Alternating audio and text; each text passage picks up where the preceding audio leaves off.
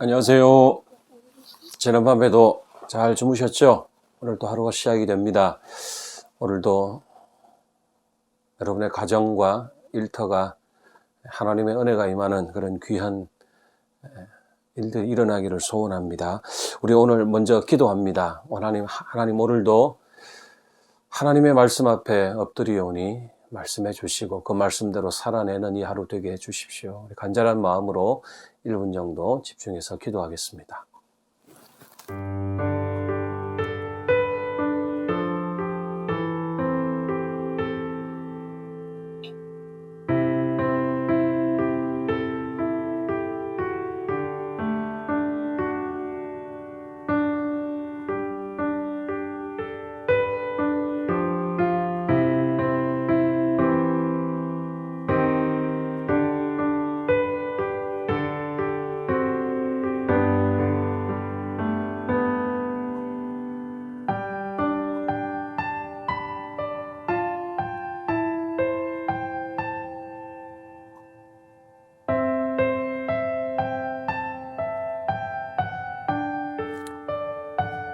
예수님의 이름으로 기도합니다. 아멘. 자, 2월 17일 수요일에 우리 아침에 우리에게 주시는 말씀은 창세기 19장 23절에서 마지막 38절까지 말씀입니다. 제가 가진 성경 24쪽에 있습니다. 창세기 19장 23절에서 38절까지의 말씀인데요. 저는 오늘 제목을 무기력했던 롯의 인생이라고 함청해 보았습니다. 무기력했던 롯의 인생. 우리 23절부터 마지막 절까지 조금 속도를 내어서 읽겠습니다. 롯이 소알에 들어갈 때에 해가 돋았더라. 여호와께서 하늘 곧 여호와께로부터 유황과 불을 소돔과 고모라에 비같이 내리사 그 성들과 온 들과 성에 거주하는 모든 백성과 땅에 난 것을 다 엎어 멸하셨더라. 롯의 아내는 뒤를 돌아보았으므로 소금 기둥이 되었더라. 아브라함이 그 아침에 일찍 일어나 여호와 앞에 서 있던 곳에 이르러 소돔과 고모라와 그 온 지역을 향하여 눈을 들어 연기가 옹기가마의 연기같이 치솟음을 보았더라. 하나님이 그 지역의 성을 멸하실 때 곧 롯이 거주하는 성을 엎으실 때에 하나님이 아브라함을 생각하사 롯을 그 엎으시는 중에서 내보내셨더라. 롯이 소알에 거주하기를 두려워하여 두 딸과 함께 소알에서 나와 산에 올라가 거주하되 그 두 딸과 함께 굴에 거주하였더니 큰 딸이 작은 딸에게 이르되 우리 아버지는 늙으셨고 온 세상의 도리를 따라 우리의 배필될 사람이 이 땅에는 없으니 우리가 우리 아버지에게 술을 마시게 하고 동침하여 우리 아버지로 말미암아 후손을 이어가자 하고 그 밤에 그들이 아버지에게 술을 마시게 하고 큰 딸이 들어가서 그 아버지와 동침하니라. 그러나 그 아버지는 그 딸이 눕고 일어나는 것을 깨닫지 못하였더라.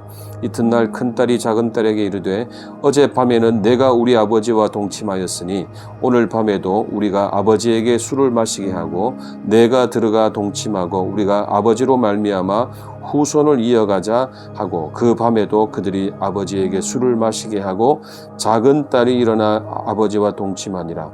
그러나 아버지는 그 딸이 눕고 일어나는 것을 깨닫지 못하였더라. 롯의 두 딸이 아버지로 말미암아 임신하고 큰 딸은 아들을 낳아 이름을 모압이라 하였으니 오늘날 모압의 조상이요 작은 딸도 아들을 낳아 이름을 베남이라 하였으니 오늘날 암몬 자손의 조상이었더라. 문득 예전에 오래전에요. 순간의 선택이 10년을 좌우한다라는 아마 어느 기업인지는 저는 잘 모르겠어요. 하여튼 대기업의 하여튼 전자제품 광고를 아마 우리 기억하실 겁니다. 오늘 본문에 보면 롯의 인생을 보면서 그 광고 문구가 생각이 납니다. 이 롯은 아브라함의 조카죠. 근데 부모가 없는 조카였기 때문에 아브라함이 롯을 자식처럼 생각했을 것이 분명합니다. 자, 그런데 그런 자식과도 같은 이 롯이 한순간에 탐욕을 품고 선뜻 선택한 소돔과 고모라 땅이 20년 뒤에 이렇게 완전한 파산으로 결론이 나는 것을 우리가 어제 본문을 통해 보게 되죠. 성 전체가 잿더미가 되었고 롯의 아내는 미련을 버리지 못하고 뒤를 돌아보았다가 목숨을 잃게 되죠. 그리고 이제 두 딸만 남은 채로 소알이라는 작은 성으로 피신해 들어갔습니다. 자, 그런데 롯은 이제 아마 충격이 엄청났겠죠. 삶의 모든 기반을 다 잃어버린 거니까요. 자, 근데 하나님께서 소알이라는 성으로 들어가면 지켜준다고 하셨지만은 그것도 잘 신뢰하지를 못한 것 같습니다. 그리고는 무서워서 산 속으로 두 딸과 함께 피신하게 됩니다. 그리고 그 어떤 굴에서 불편한 사건이 벌어지고야 말게 되죠. 저는 문득 이 근친상간의 참 안타까운 사건을 보면서 이 사건이 일어나기 전에 롯이 손님들의 안전을 지키려고 자기 두 딸들을 방패막이로 좀 사용했던 적이 있지 않습니까? 아마 이제는 딸들에게 롯이 이용당하는 신세로 전락한 것은 아닌가 하는 그런 생각을 해보게 됩니다. 그러니까 그때는 두 딸들을 내세웠지만 지금은 이 두 딸이 아버지를 이용하는 그런 상황이 된 거죠. 이 불미스러운 근친상간의 사건은 두 딸이 목적을 위해서라면은 무엇이든 행동으로 옮기는 그 소돔의 삶을 그대로 답습하고 있지는 않은가 하는 생각이 듭니다. 물론 어떤 가문의 존속을 위해서 불가피한 일이었다라고 할 수도 있겠지만은, 그러나 정말 이래야만 했을까, 꼭 이렇게 행동해야만 했을까 의문이 드는 부분입니다. 결국 이렇게 태어난 두 아들이 암몬과 모압의 조상이 되지 않습니까? 이 암몬과 모압이 어떤 민족입니까? 이 이스라엘 백성들을 끊임없이 괴롭히는 나라의 조상이 되는 거거든요. 이런 결과를 보더라도 이 일은 분명 하나님이 기뻐하시지 않는 일이었음을 우리가 알게 되죠.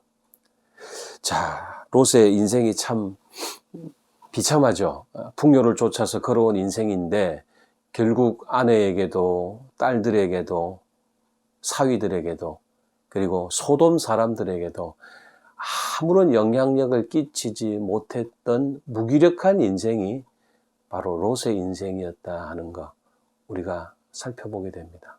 반면에 아브라함은 그렇지 않았습니다. 그는 믿음의 조상이 되었고 그의 자손을 통해서 하나님이 이 세상을 경영해 가시는데 롯의 인생은 참 무기력한 인생이었다는 것을 보게 됩니다. 사랑하는 여러분, 오늘도 우리가 이 말씀을 통해서 우리가 어떻게 살아가야 할지, 우리가 어떤 선택을 하며 우리가 이 하루를 보내야 되는지 타산지석으로 삼으시는 그런 말씀이 되면 참 좋겠습니다. 오늘 이 하루도 내가 어떤 선택을 하고 사는지 오늘 말씀에 비추어서 내가 정말 옳은 선택, 지금 당장이 아니라 먼 훗날 보더라도 후회하지 않을 그런 선택을 우리가 기도하면서 행하시는 그런 저와 여러분 되시기를 간절히 축원합니다. 기도합니다. 첫 번째는 세상의 화려함에 이끌리지 않게 해주시고 하나님 나라의 영원한 가치들을 추구하며 살아가는 내가 되게 해주십시오. 그렇게 우리 기도하겠습니다. 오늘 하루도 즉흥적이고 즉물적인 선택하지 말게 하시고 영원한 하나님 나라 가치에 부합한 그런 선택들을 하며 살게 해주십시오. 그렇게 기도하겠습니다. 두 번째는 영적 최전선에서 오늘도 수고하는 우리 선교사님들 또 그 가족들을 위해서 기도합니다. 명절 다 지났지만은 명절 때 참 마음이 안 좋을 것 같아요. 저도 해외에서 살아보니까 그렇더라고요. 그래서 우리 그분들 위해서 기도해 주시고 또 주의 종들에게 멋진 동역자들도 하나님께서 보내주셔서 언제나 기쁜 마음으로 사역할 수 있도록 우리 선교사님과 그 가족들을 위해서 우리 기도하시고 또 여러분 개인 기도 제목 하나님께 드리시기 바랍니다. 기도하겠습니다.